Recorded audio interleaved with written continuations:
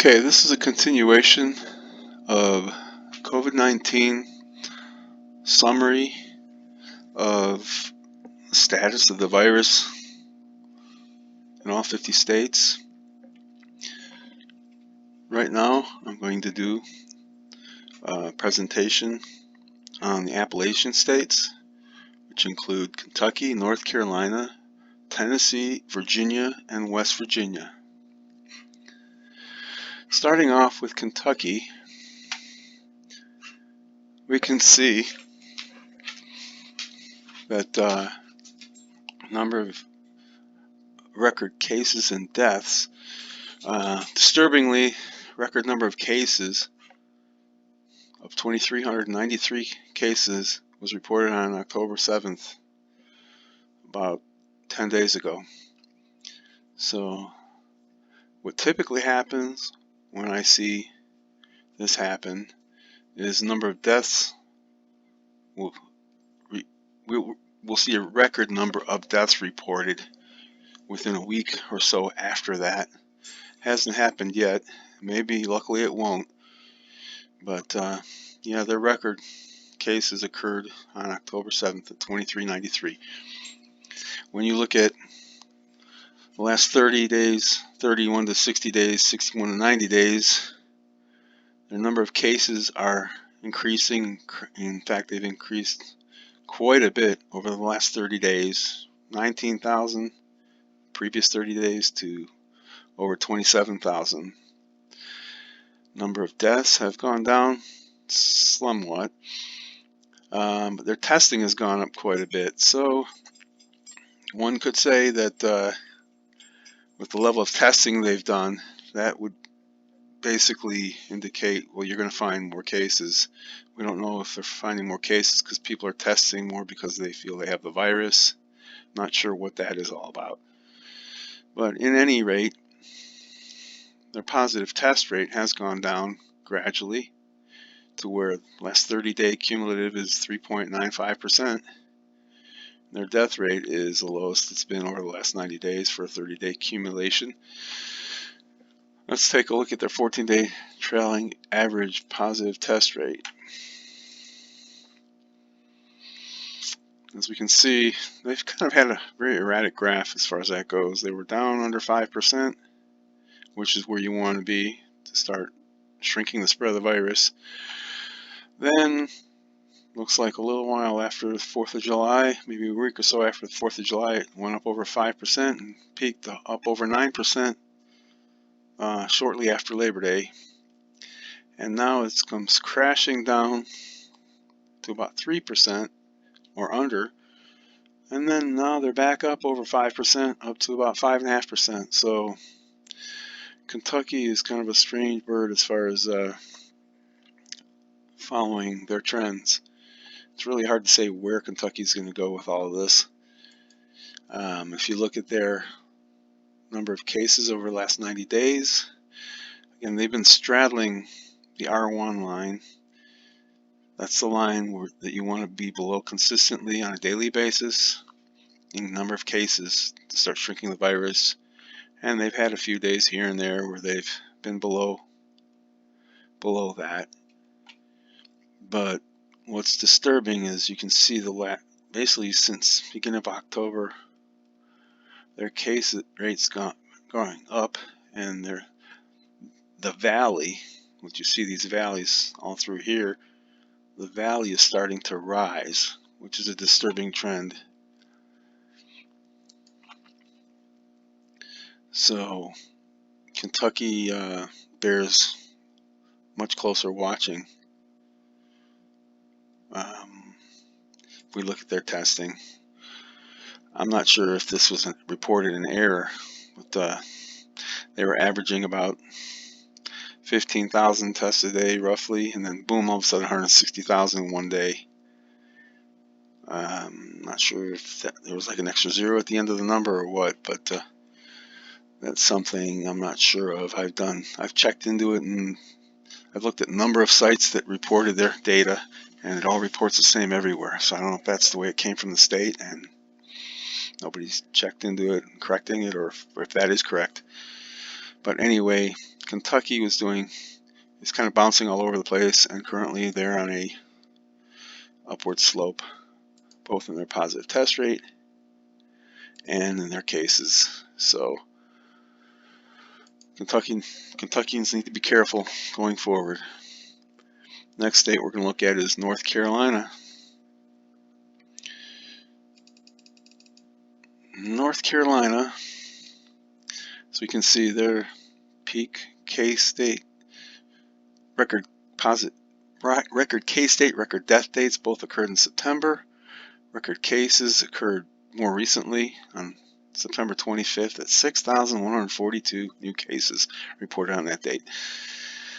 If we look at their trends, number of cases is up in the last 30 days, so that's disturbing. The number of deaths are kind of flat, pretty much across the 3 months. Number of tests have gone up, so that might account for some of these number of new cases. Their positive test rate really has been pretty, not flat, but hasn't moved more than a point or point and a half up or down from month to month. And their death rate is pretty constant as well, though it is lower, slightly lower the last 30 days than it was previously. If we look at their positive test rate, they had a peak back in mid to late August, and I think that had something to do with, I think, the fact that they didn't test very much at that point in time. Let me look. Yeah, there was a week period where they didn't report any testing whatsoever.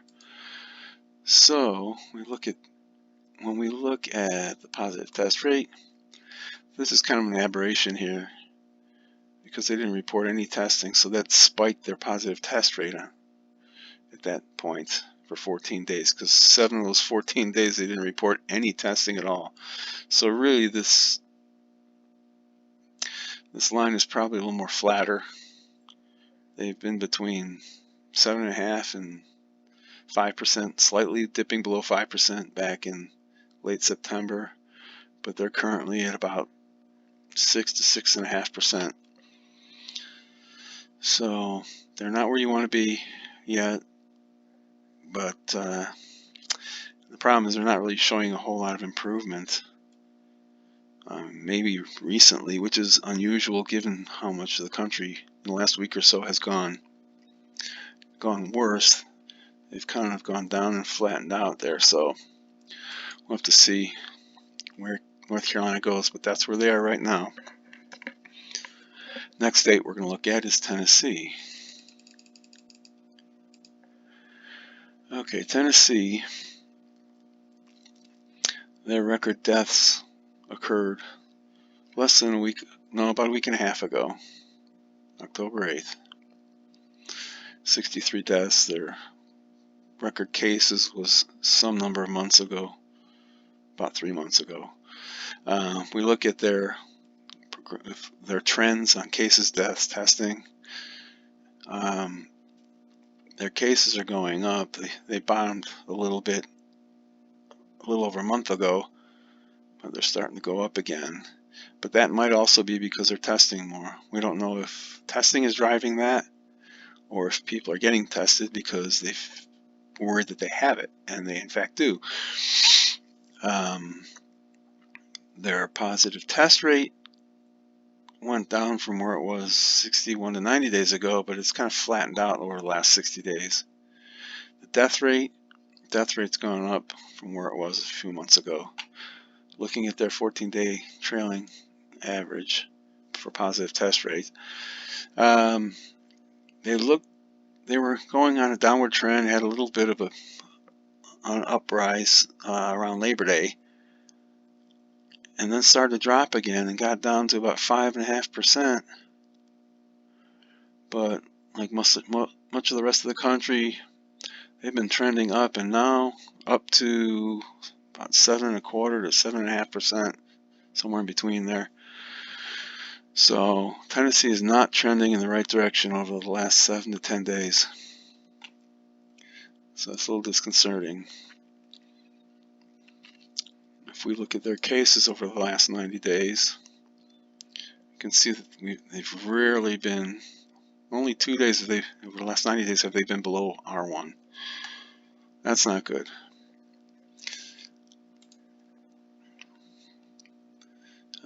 Is there anything else we can look at here? One thing I can say about Tennessee is they do test quite a bit compared to most states, aside from maybe California and New York. They've been testing about 20 to 25,000 people a day on average, which is quite a bit for a state of that population compared to other states, similar populations.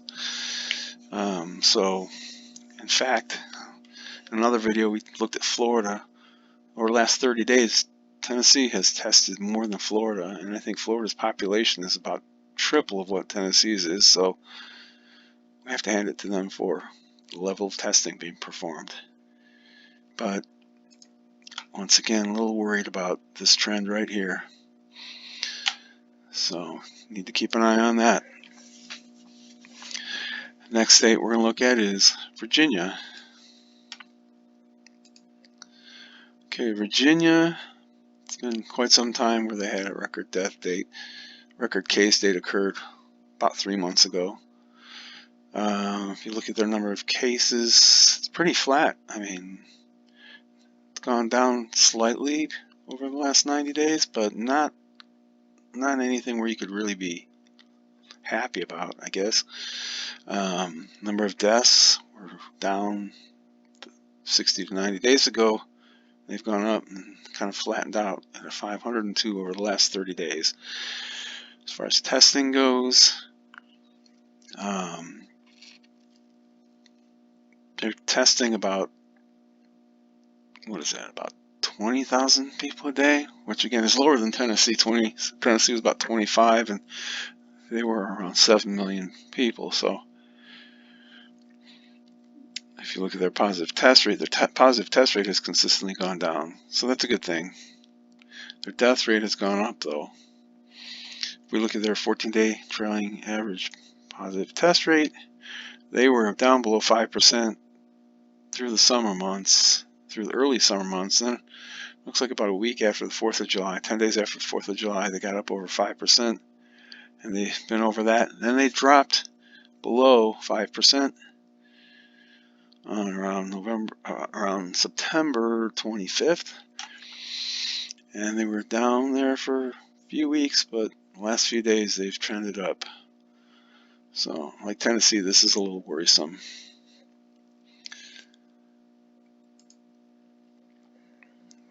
Next state we're going to look at, and the last one for the Appalachian states, is West Virginia. West Virginia is a small state, kind of a sparsely populated state, less than 2 million people.